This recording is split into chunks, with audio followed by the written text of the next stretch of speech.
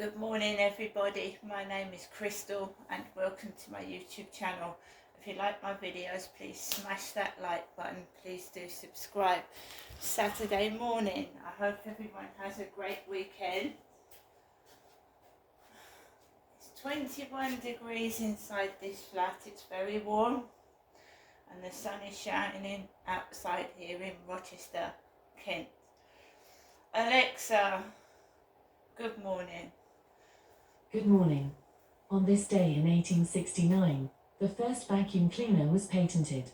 It cleaned rugs, but wasn't much good at doing corners. Not much has changed since. Alexa, what's the time please? Good morning, Crystal. It's 8:05 a.m. Alexa, what's the date today? Today is Saturday the 8th of June. Alexa, what's the weather outlook? Currently, in Rochester it's 13 degrees Celsius with partly sunny skies. Today, you can expect intermittent clouds, with a high of 18 degrees and a low of 6 degrees. Alexa, can you tell me a joke? Are you ready? Here it comes. I hope you're sitting down. The average person can't handle the funniest joke in the world, but I know you're up to the task. Okay, this is it. The funniest. Oh, I forgot the punchline. Alexa, whose birthday is it today?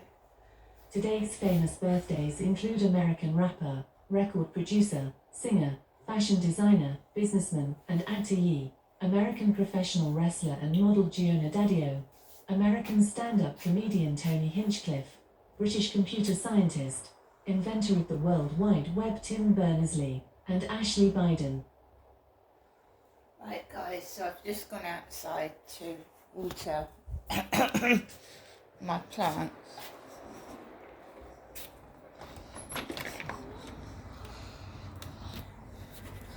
There's Harry there. Harry?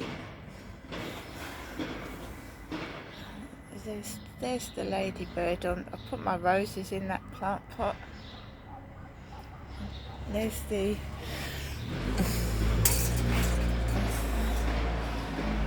dangly ladybird.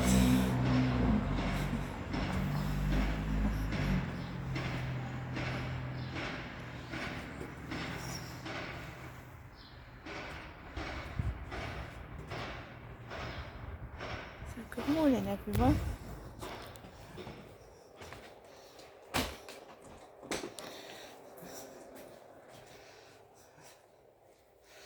So, I didn't go to my mum's yesterday like I did last week because then what my mum says doesn't affect my mindset or the way that I think. Because when my mum speaks to me, she's like she's reading from a script or I don't know, the things that my mum says are just weird. I am not trying to copy anyone, I'm my own self. I struggled as a child because I had a very bad upbringing. I'm not going to lie about it, it wasn't good. My mum and dad were bad parents. Maybe through their parents not treating them properly as children. It carries on like a vicious circle, you see. So my mum was put in a care home when she was a child by her mother, and my dad had elderly parents. Elderly, they had them late in life, so it looked like my dad's grandmother was taking him to school and not his mother. Right? So it passes on down, doesn't it? If it isn't rectified and stopped, it goes round and round in circles. So bad parenting, children grow up in a bad state, so on and so forth. So I don't want to hear my mum's sometimes 3 or 4 hour long rants. I just want to have a normal conversation.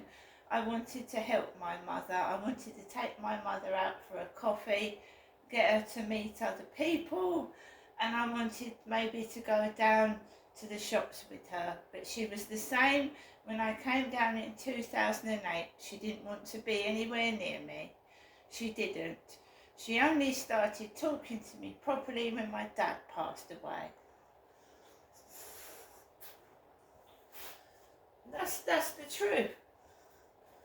When I first came down, she wouldn't go anywhere with me. It was my dad that was taking me everywhere. She didn't want to know me, right? And now my dad's gone, she wants to start talking to me and being nice to me. And I'm not, I don't want it. The money, yes, I like the money. Of course, anybody that's offered money is not going to say no to it. I do not demand money off my mother. I don't call my mother incessantly. When I was up in Gloucestershire, I did not see my mother in 22 years. I have not got a bond with my mother whatsoever. There's no bond there.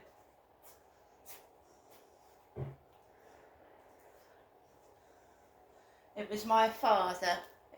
If my father had not written a letter saying that he wanted to build bridges, like put water under the bridge and get me and help, my mother would not have seen me at all, ever. It was my father that was supposedly wrote that letter to get me to come down here. It's had nothing to do with my mother.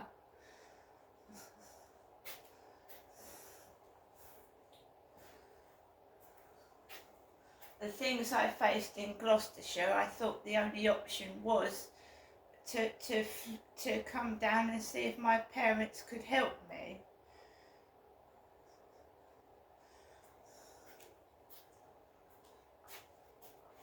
And they didn't. They didn't. They didn't. I'm on my own in this world. I'm completely on my own. No one knows what challenges they're going to face in this world. Nobody does. Nobody knows what's going to come your way from one day to the next. So you just have to face it. You face it as it happens. Right? That's all you can do. So I've gone through a hell of a lot, and I'm not denying the fact that so have a lot of other people. They have worse than me, if that's at all possible. But I'm on my own, and I know it. Every time there has been a crisis, every time I have faced death in the face, there has been nobody else there. No one. All these people that have come and gone in my life have been no support and help to me whatsoever. No one has. Sometimes one of them might feel a bit of a guilty conscience and then, you know, see if I'm okay, maybe. But that's once in a blue moon.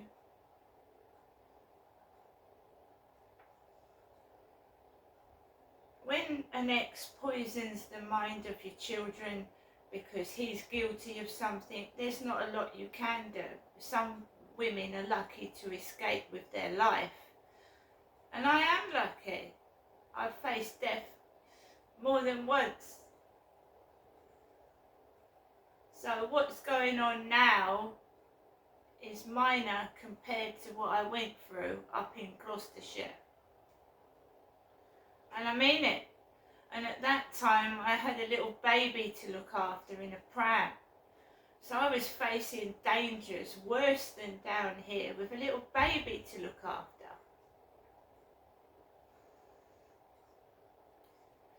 People have come and gone in my life. I've lost my sister, I've lost my dad, my pets have died, you know, some of them. And all these are stressful, all these are upsetting. And when you're on your own, you've just got to pull yourself to fucking together and get on with it. Because no one's there. No one. My mum says she cares about me, yeah? When I go up there, I sit down and I get shouted at and lectured at. Right? I want want a conversation with somebody. I want to laugh and a bit of banter. I want to get out and I want to go somewhere and I want to do things. I don't want to be lectured and shouted at and sat and made to feel I'm guilty of something when I'm not.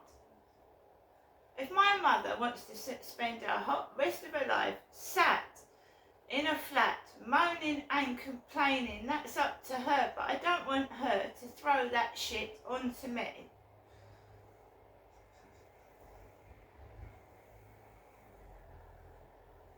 If my mum wants to dress like a clown with funny socks on, silly trousers, I've told her numerous times, and so did my father, there's no need to dress like that. There isn't. She had tons and tons of clothes at the house before she moved into that flat. She had tons of them, dresses, skirts. Everything was left behind, and she's blaming my father. And that's something that she still keeps doing. She's blaming my dad for everything, and he's dead. She's living in the same world when my dad was alive, and it's gone. You know, it's gone. I'm trying to move on. My dad controlled me, but I'm not crying and complaining about it. You've got to help yourself in this world, because no fucking anybody else will.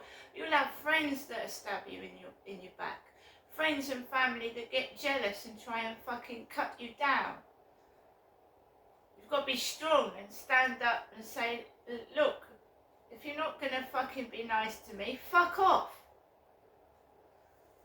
If you ain't going to be my friend, go away. If I have to be on my own, so be it, but I don't want your shit. Right? Simple. When I got this stalker, this Charlie, and he was following me around the field just because I made him a compliment, and that happens. There's a woman whose next door neighbour kept giving her sexual advances, wandering around naked, going, you know, she had to move out of her home that she'd bought because of a stalking neighbour. She's living almost homeless because she can't live in her fucking house because of a neighbour. Every time she went out in the garden, out he came. He was wandering around naked. He was making improper suggestions. He was doing this and that. She can't live in her house that she bought. Right? So I gets this Charlie, right? I say to him, oh, you look younger than you are. It was a compliment. You know, people say to me, oh, I like your earrings, but I don't fall in love with them. Do you know what I mean? I mean, somebody said they like my t-shirt. I didn't go, oh, and start following them about like a besotted puppy dog. So I tells him he looks younger than he is. So he starts following me. He starts thinking that I love him because I said he looked younger than he was. So the first couple of times I met him, we chatted, and then he was making it clear that he wanted things to go further, and I fucking did not. Not because I'm a lesbian. I don't find him attractive, and that's my prerogative. I don't find him attractive. And when his girlfriend, or his girl that he was living with, turned round to me and told me what his personality was like and that he could be dangerous, I thought, that's fucking it, you know. He's got alcoholic friends, and if you let him into your flat, your flat will get trashed, basically. And he's after money to buy a drink. So I didn't want to know. So I said, he tried things on. Then I told his girlfriend what he'd done. I told her. She said report him to the police. His own girlfriend told me to report him to the police.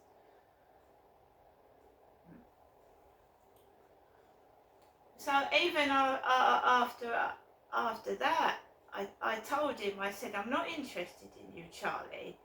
I said, as a friend, yes, because I wasn't up to this stalking. You shouldn't even encourage friendship with a stalker. But I didn't know that. So I said, I'll be your friend, Charlie, but nothing else. I said that to him outside the co-op. And then a few days later, he was on the field again. Crystal, what can I do to make you love me? I said, Charlie, no. I said, no, I'm not interested in you like that. Nothing. And then he came up once more and he tried to touch me, and I went, no. And then he came on the field again, and then I walked away from him. And you keep spotting him now and then, but he don't come near me. Because I made it clear the last time that I saw him, I said, leave me alone or I'll call the police. And I've called the police and I've reported him. I've seen him once since I reported him to the police, and he's walked around the other way. I am not interested in that man. I do not find him attractive at all. I don't think what he was doing was funny. I think it was disgusting. So, and I also found out that when my mum called me in the morning, that he was hovering by the co-op. So I'm not talking to my mum. I don't know where this guy came from, who he is, if he's connected with my mother, but every time my mum used to ring in the morning, he appeared by the co-op. So I want peace in my own flat. You know, if I can't have a decent boyfriend, I just won't have one at all. There's no problem with that. I just want to get on with my life. When you haven't got much money, life is boring. I can't afford to go on holiday and cruises. I don't go abroad. I haven't been on holiday for 12 years. So it is boring. It is. If you've got not much money, you're living basic like myself, then life is boring. That's it. It is for most people.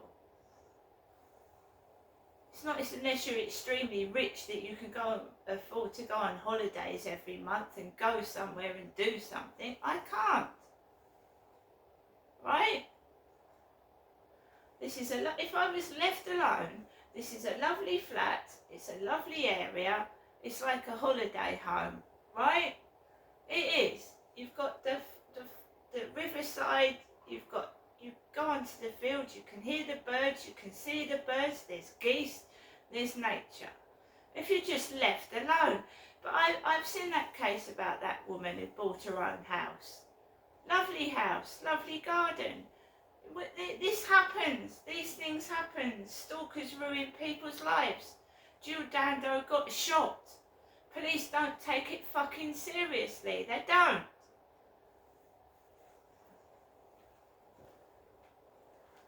When someone gets besotted with you and they won't leave you alone, they start stalking you.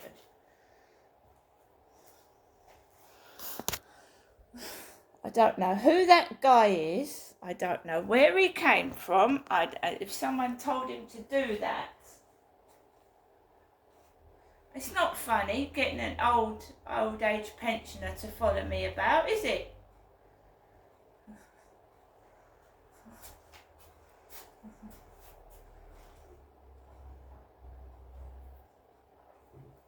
And then you've got, it's serious because you've got my mother going to me, oh, you know, what are you copying me for? And then this is what happened when some of the guys met me off dating sites. They were absolutely horrible. They were disgusting. Some of them were nearly my mother's age. This copying her business.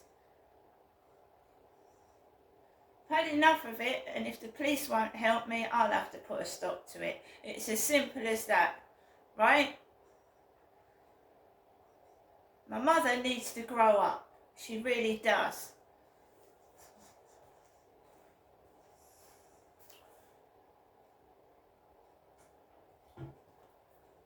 I'm not a toy that people play with. I'm not something you can use and abuse at your will. And I have got a personal alarm, and I will scream and shout. And if I'm attacked by a man, I'll put pepper spray in his eyes. Because the police are no support at all. And I've had victim support ring me up yesterday.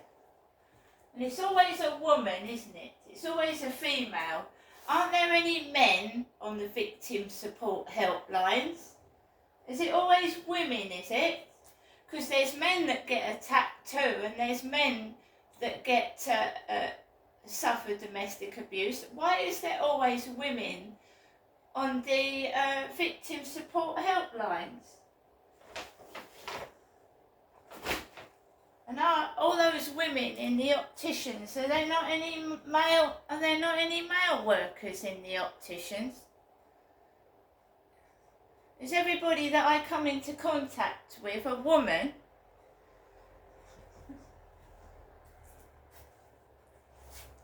I mean, it's ridiculous. There's men that suffer too. And they'd like to speak to a man on the phone and not a woman all the time. Where are the men in this world? Why is my world controlled by women? It's ridiculous. How am I supposed to meet anybody of the opposite sex if my life is controlled by females? Really? And it's females that interfered in my marriage. Women.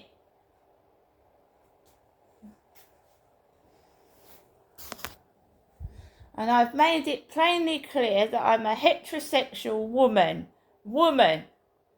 Right? See you later.